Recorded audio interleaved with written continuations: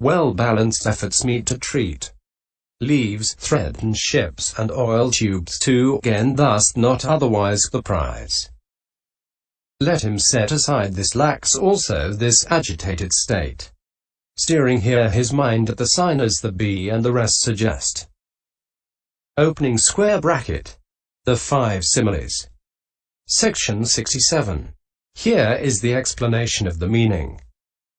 When a too clever bee learns that a flower on a tree is blooming, it sets out hurriedly, overshoots the mark, turns back, and arrives when the pollen is finished. And another, not clever enough bee, who sets out with too slow a speed, arrives when the pollen is finished too. But a clever bee sets out with balanced speed, arrives with ease at the cluster of flowers, takes as much pollen as it pleases, and enjoys the honeydew. Section 68.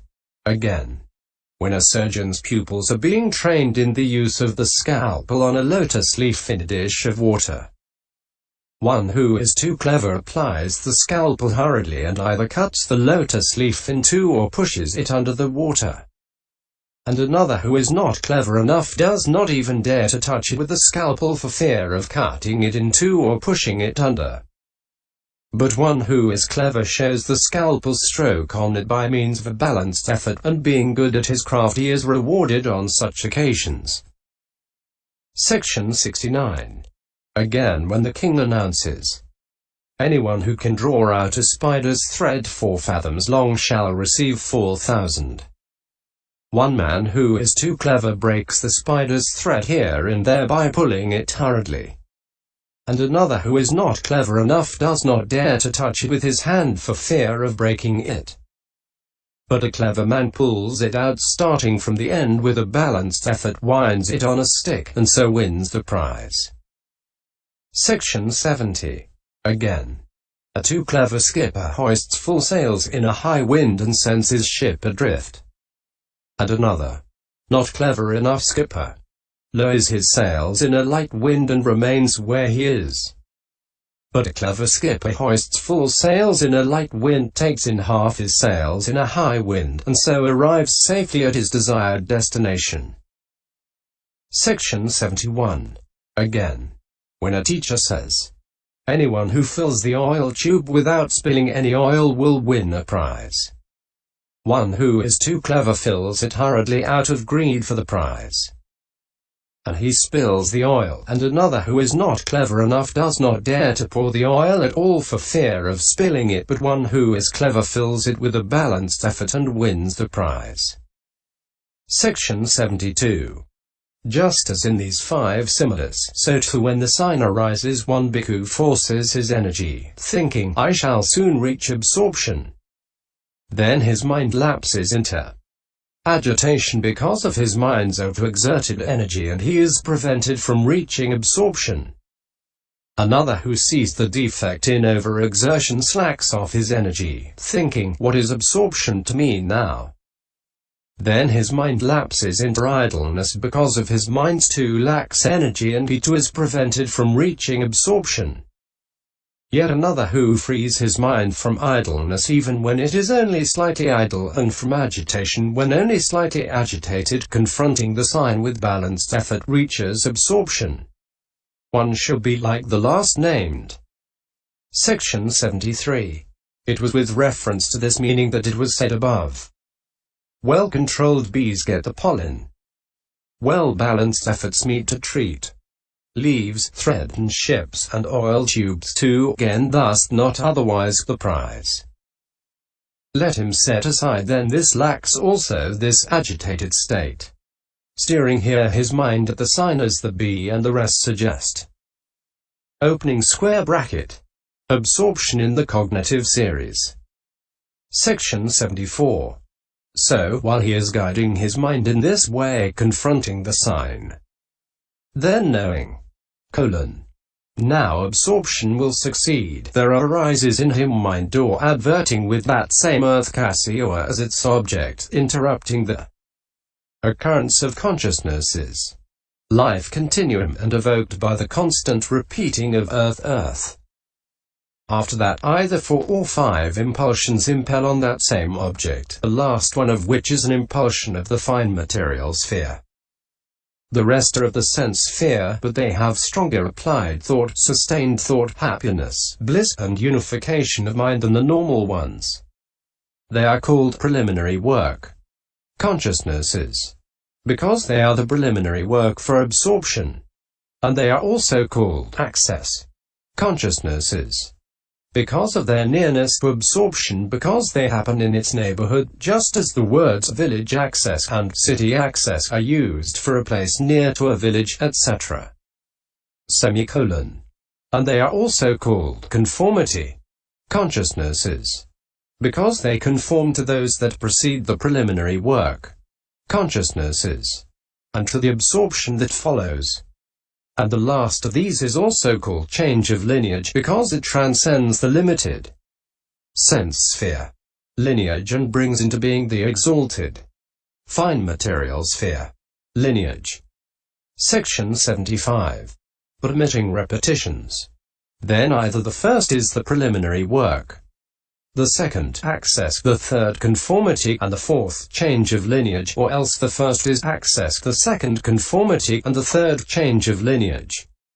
Then either the fourth, in the latter case, or the fifth, in the former case, is the absorption consciousness, for it is only either the fourth or the fifth that fixes in absorption, and that is according as there is swift or sluggish direct knowledge. Opening parenthesis. Cf. 21. Closing parenthesis.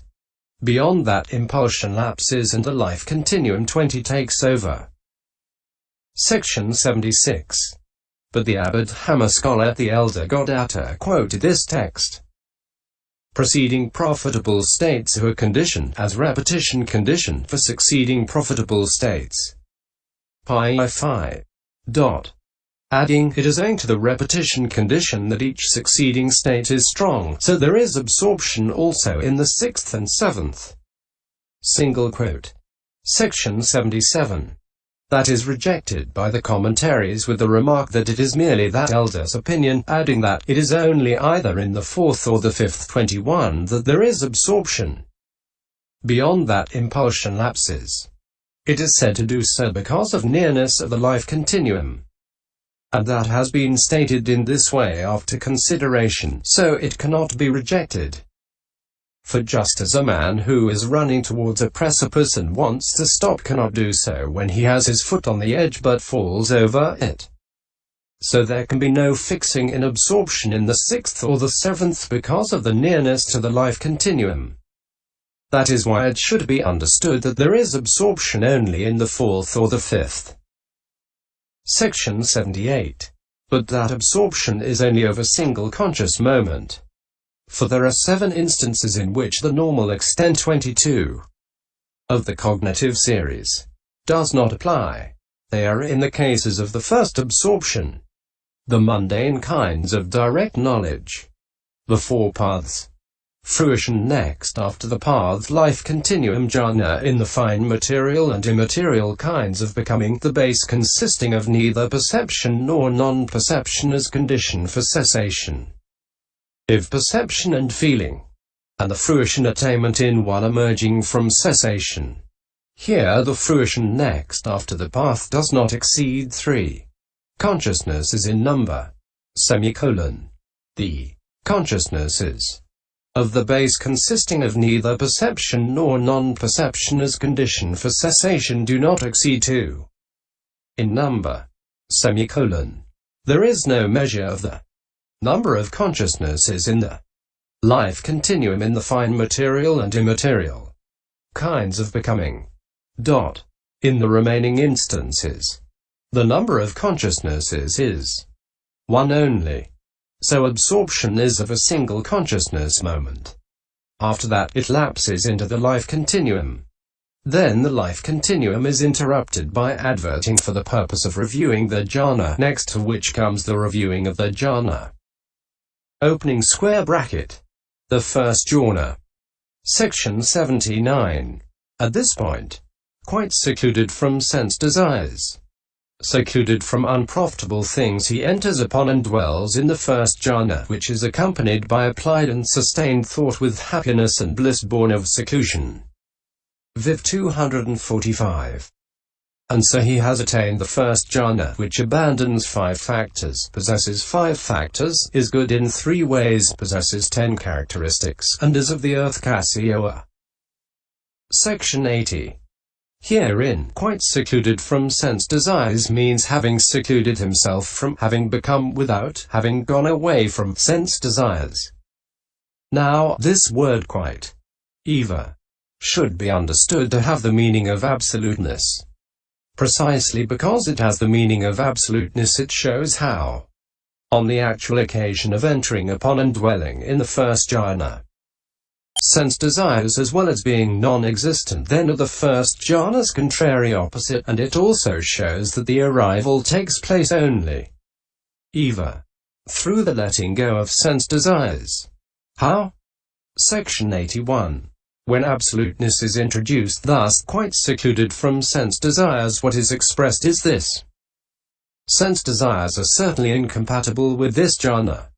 When they exist, it does not occur, just as when there is darkness, there is no lamplight. And it is only by letting go of them that it is reached, just as the further bank is reached only by letting go of the near bank. That is why absoluteness is introduced. Section 82.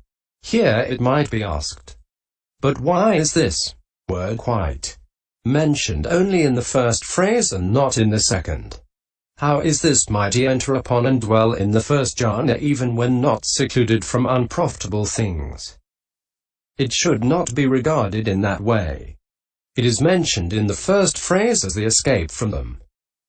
For this jhana is the escape from sense desires, since it surmounts the sense desire element, and since it is incompatible with greed for sense desires, according as it is said. The escape from sense desires is this, that is to say, renunciation. D3 275. But in the second phrase the word eva should be adduced and taken as said, as in the passage Bhikkhu only. Eva. Here is there an ascetic, here a second ascetic. MI 63. For it is impossible to enter upon and dwell in jhana unsecluded also from unprofitable things, in other words the hindrances other than that sense desire. So this word must be read in both phrases thus: quite secluded from sense desires, quite secluded from unprofitable things. And although the word secluded as a general term includes all kinds of seclusion, that is to say, seclusion by substitution of opposites, etc., and bodily seclusion, etc., still only the 3, namely, bodily seclusion, mental seclusion, and seclusion by suppression, suspension, should be regarded here. Section 83. But this term, sense desires, should be regarded as including all kinds, that is to say, sense desires as object as given in the Nidisa in the passage beginning what are sense desires as object. They are agreeable visible objects. Ellipsis single quote opening parenthesis. Nidai 1. And the sense desires as defilement given thereto and in the Vibhaga thus: zeal as sense desire, karma, greed as sense desire, zeal and greed as sense desire, thinking as sense desire, greed as sense desire, thinking and greed as sense desire. 24. Nidai 2. Viv 256. That being so, the words quite secluded from sense desires properly mean quite secluded from sense desires as object, and express bodily seclusion, while the words secluded from unprofitable things properly mean secluded from sense desires as defilement or from all unprofitable things, and express mental seclusion. And in this case giving up of pleasure in sense desires is indicated by the first, since it only expresses seclusion from sense desires as object, while acquisition of pleasure in renunciation is indicated by the second, since it expresses seclusion from sense desire as defilement. Section 84. And with sense desires as object and sense desires as defilement expressed in this way, It should also be recognized that the abandoning of the objective basis for defilement is indicated by the first of these two phrases and the abandoning of the subjective defilement by the second. Also that the giving up of the cause of cupidity is indicated by the first and the giving up of the cause of stupidity by the second.